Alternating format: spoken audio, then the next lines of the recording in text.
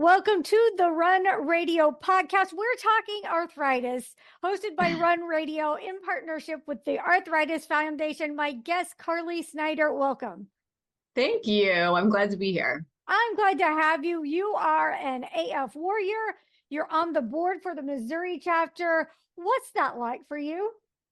I am, yes. So obviously not being a warrior, while it might sound exciting, it's not something I chose, right? So we are bearing our badges of honor. But yes, I am involved in the Missouri chapter of the Arthritis Foundation and a warrior myself. And for me, it's just about getting involved, right? I mean, for me being diagnosed, I was diagnosed in high school, so 25 plus years ago, and being part of the organization has given me something to control, right? Yeah. Something to give back, something to feel like I can do something, right? Where maybe I don't always feel in control of my own, what's going on in here. So that's what it means for me. That's very true and on point to feel like you are in control of something. I don't know if it resonates with anyone that doesn't have a chronic condition that is just so beyond and out of, I want to say reach, because it's like there's no way to grasp onto it and rein it in. It just does what it wants. Exactly.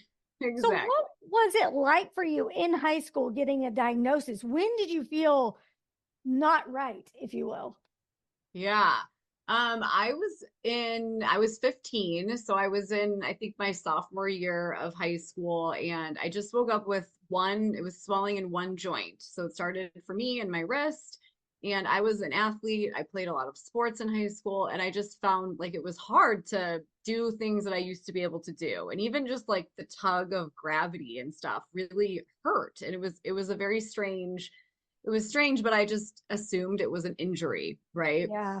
And my parents, ultimately we ended up going to the doctor, and we thought it was going to be, wear a splint or, something like that. And, they had done x-rays and said it's at the time, one joint, so synovitis. So I wasn't officially diagnosed with juvenile rheumatoid arthritis until a few months later. Unfortunately for me, over a couple of months, it kind of spread then to pretty much every joint in my body. And so I was, not able to walk or, really care for myself. My family kind of had to step up and help me with basic tasks. So I went from athlete doing everything, not a care in the world, to what in the world is going on.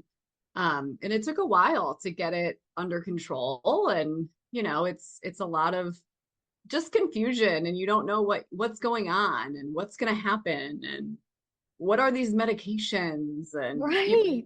just so much. And that's such a transformative time. You're coming into your own, you're with your peers trying to, have a friend group and learn on top of all of that. What was that Yeah. like for you too? Were you open with your friends about it? No, not really. Yeah. My close friends knew that I had, health issues kind of thing, or something that kept me from being able to be, play sports, be an athlete, whatever. But for the most part, no. I mean, I mostly just sort of hung with my family, and that was really who knew what everything that was going on. And I had my best friend knew, and that was really kind of it. I honestly didn't talk about having this disease until I was much older. I mean, truly, probably more like closer to 30. Like it probably Yeah. took me a good 15 years before I could like confidently say I have arthritis, like out loud, and be like, and it's okay. I'm fine. Yeah. For I don't know about you, but for me, I think like what you said, it's a confusing time. So you don't Yeah. really know what's happening to yourself. And it's kind of hard to want to share that with anyone because you don't understand it yourself. So how can you explain it and hope they'll understand? And Yes. when I was really little, I thought, that's an old person thing. Yeah. You don't, and so that was kind of terrifying. Did you Yeah. feel those feels too? Oh, absolutely. I mean, the first rheumatologist office that I went into, the lady said to me when I walked in, I think you're in the wrong place. I was like, Oh, I don't think so. I mean, I don't know. Maybe. oh, yeah, Yeah, exactly. I mean, and a lot of the resources that you see, at least before, now I would say it's very different when you Google yes, or if you go to the Arthritis Foundation website or whatever, it's very family and children friendly. But, you know, 25 plus years ago, it was not. And no, I was like, truly, you really don't understand it. You don't know what's going on in your body. You don't know what your future is. And you see yeah, all these photos of people that are have these horrible, joint damage, and you're sort of thinking like, is that going to happen to yeah. me? And yeah, And it's hard to tell. It varies so much from person to person. yes, Um, Thankfully, we do have more resources. yeah, Thankfully, we have AF warriors and yeah, people that are spreading awareness and information and support. yes, That's absolutely. so important. At what point, what kind of clicked with you where you're like, okay, I'm okay with sharing this now? What was that for you? I honestly, I think it was acceptance. I think Okay. I finally got to the point where I was like, this isn't going away, Hmm. and I need to be okay with it. And it doesn't define me. It doesn't, it just it is part of my life. It's part of who I am. It's part of every decision I make. Hmm. But that doesn't have to be negative or No. bad, right? So I think it just kind of maturity probably played a big Yeah. role. I I think I agree with you on that. I feel like the older I got and maybe the maturity, I felt a little more confident in being okay that I wasn't okay. And I Yes. didn't want other kids to hold the shame and embarrassment that I did. So I Yes. thought, you know what? I've got to lead by example here and not be so embarrassed by this or afraid to say, yeah, this is what I'm working with here. Yeah, no, that is huge. That's huge. And, I know we are talking a lot about the Arthritis Foundation and some of the things that I do with them locally in Missouri, but that's one of the main drivers that I've had to getting more involved with with the Arthritis Foundation or with a group of, in the community where you can help people because, for me, I think there's nothing better than whether it's a parent or a child that when they see me out there just living my life and doing my thing and being an advocate and just being normal, they can Hmm. see that maybe I'll be normal too. Maybe I'll be okay too, right? And that's huge. I sat next to last year we took a group of JA families to the Cardinals game and I sat next to a little boy and his mom said to him, "Look, she has what you have. Look at her fingers. Like, look, you can see it, but Yeah. she's okay. Look, she's fine." And he was got a big smile on his face and for me that is my why, it's like just hopefully giving him that tiny little bit of like in his brain like okay, I can do this. I'm going to be fine. She's fine. Yeah. Yeah. I saw a question. It was on the Arthritis Foundation's social media, and it was asking what was your silver lining from your diagnosis? And do you have something, one or two things that you are surprised having learned that you might not have without your diagnosis? Yeah, I mean, I think just everybody's going through something is certainly something that I've learned. Yeah. And, life will teach you that lesson at some point, if, some earlier than later, but that's a big one for me. I think I definitely learned that early on. And then just being humble. I mean, we talk a lot about, you were just talking about accepting your diagnosis and accepting what you're going through and being okay with it. And I think that's a huge thing is, being okay with where you're at in your journey and not everything is going to be perfect, but you just kind of do the best you can. And I think those are probably my two silver linings. Let's talk about resources because we were saying how there was next to nothing when we were first diagnosed Yes. growing up. And sometimes I feel like that was a little bit of a good thing in a way that I didn't have to think about it much. But now knowing that there are positive groups and messages and information, I do think that's a fantastic space for us to be in now. So, what are Absolutely. some of the resources and things people can be coming to the Arthritis Foundation for?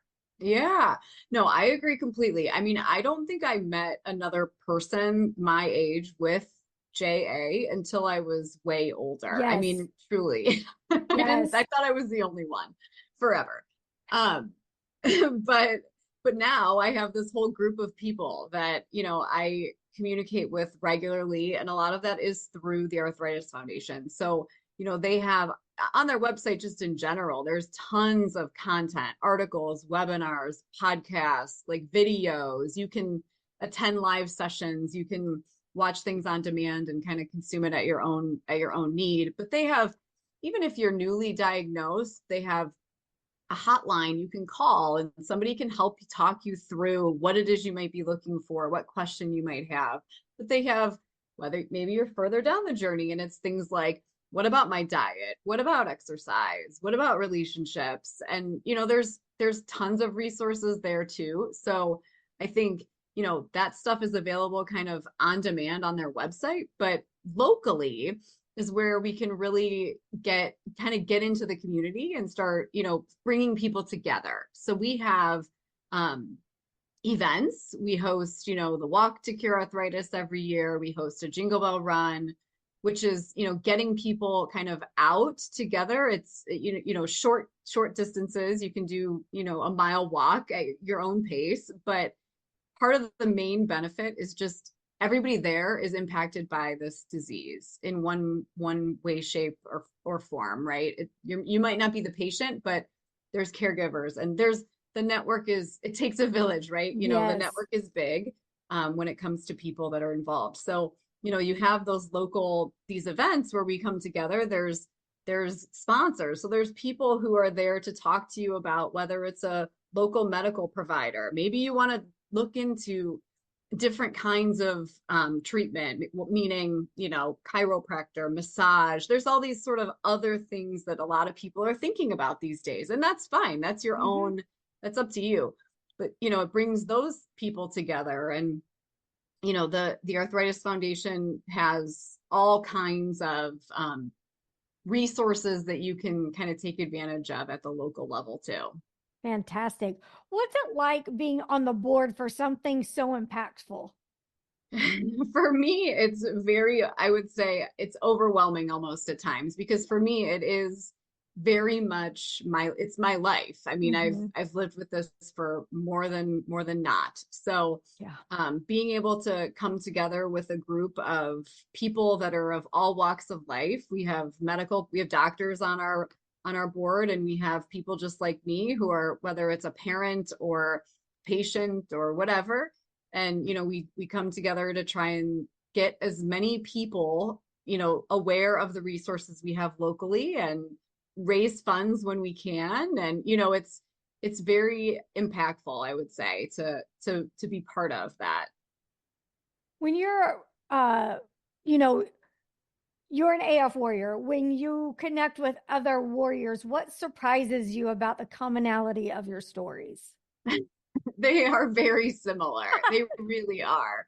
They really are. It sort of starts, whether it starts fast or slow, one joint or 10, it's that whole process of what is going on? What is this? How can I get in to see a doctor?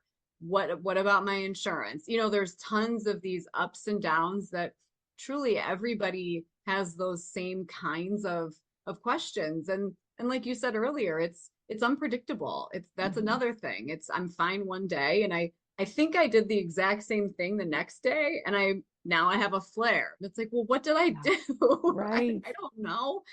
Um, but just, switching medications or finding a doctor, or, I think everybody kind of shares those struggles. And I think everybody has that feeling of, a little bit of fear in the back of Mhm. their mind. What's going to happen hopefully I stay stable, but you never know. And um, everybody, I think for the most part, people are all that I've met trying to be like better themselves. They're Yeah. trying to, how do I live with this in the best way that I can, right? Yeah. It's like a general feeling of, like you said, the silver linings. I do think it's not doom and gloom. It's people who are very, how are we going to be better? And I Yeah. love that. And medicine is changing. I know sometimes not fast enough for us, but overall, someone getting diagnosed today has Oh yeah, so much more opportunities and chances for less damage than we did. And I'm so absolutely. thankful for that. Um, Absolutely. what would you say to someone who is just diagnosed? What would you tell that person? I would tell them just keep your chin up and you're going to be fine. There will be ups and downs. There will definitely be ups and downs in your journey, but overall, you will be fine. You will live a very normal life. Just keep up with the research. I mean, I think I like to keep tabs on what's going on. And again, that's one of the things I love about being on the board. There's doctors there that I can, I'm not gonna, they're not gonna like see me like I'm a patient, but they'll talk about Yeah. clinical trials or things that are going on. And there's some great things happening just even in Missouri that you wouldn't know about if you weren't engaged. And so I don't know. I would just say, keep positive. It makes a big difference. It does. I think something very important for rheumatoid arthritis patients is having, let's see, I have stuff around that I can poke, pull. I usually have a letter opener or Okay. scissors. What's something you keep around constantly within reach to help you get stuff done? Yeah, I know. Well, I know. I have little like exercise ball things just because my hands are the worst. So I like Okay. to try and like keep them, if I can, keep them active. But I usually am just kind of like I fidget a little, so I play with like pens and things like that Keep around things my desk. moving.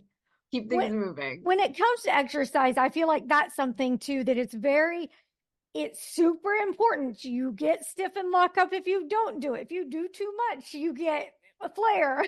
So Yep. talk about how you found a balance with exercise and lifestyle. Yep.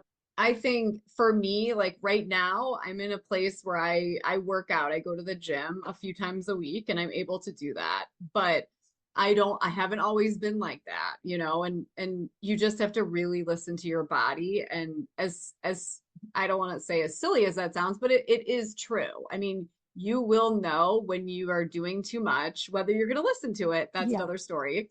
But even when you're out in the yard doing work or, walking around the neighborhood, you really have to listen to your body. And sometimes I think it's just modifying, I swimming and there's other activities that are really like low impact on your joints, but they get you moving and they keep you moving. So I think it's finding the right things for you too. And even dropping the comparisons, not only from one arthritis person to another, but from ourselves from yesterday to Yeah, 2 weeks ago, sometimes true. Truth. Yeah, can make a big absolutely. difference. What are Absolutely. other things that you feel like the arthritis has offered you that's made your life better dealing with this lifestyle? The local foundation.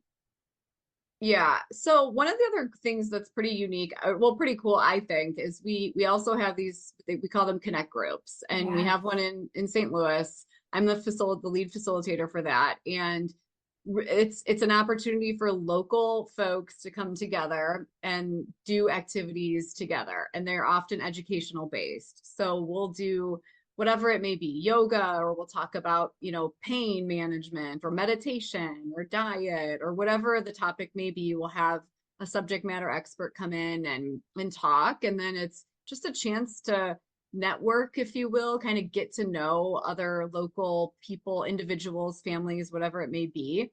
So that's something I think has been really, really nice. It's a local resource that you can, now I have connections with people that I'll go to lunch with, or I'll text them when I'm having a day where I don't feel great or vice versa. And it's just the opportunity to almost like help keep each other up when you need it, right? Somebody who gets what you're going through.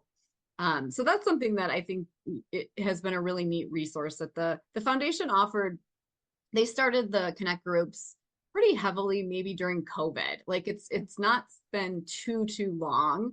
They're relatively new. Do you notice that a lot of patients tend to withdraw when they need to be connecting more? Or are they getting better at saying, no, no, no, I've got to come out of my shell and do things? I think I think it probably varies. But I do, when you were saying it, I was kind of shaking my head thinking, yeah, that probably does happen for people. Um, I think it's been good with having the virtual aspect of stuff because I think you don't have to leave your house. If you're not feeling Yeah. great, that makes a huge difference. You can watch a video online or you can attend a webinar and still feel like you're seeing people. Technology's come a long way. So I think that that's good. Um, but I think people still feel chronic disease is hard, right? And that is still a thing. And I think people, I know they're trying to study that a bit more, the connection between kind of like your what happens inside of your brain when you have this chronic illness. But I think we're trying to keep, have outlets for people and, hopefully they can reach out and be part of some of these events and such and hopefully it will help them to feel a little more positive when something kind of goes on the downswing. But I think too, I mean, one thing I guess we didn't talk about yet is like your community, your tribe, your Yes. your group, right? And that's a huge piece of it, surrounding yourself with people that can kind of tell, or you can give them a little signal that like it's not a great day and they know how to help leave you alone but also help you kind of get back up. That is That huge. is huge.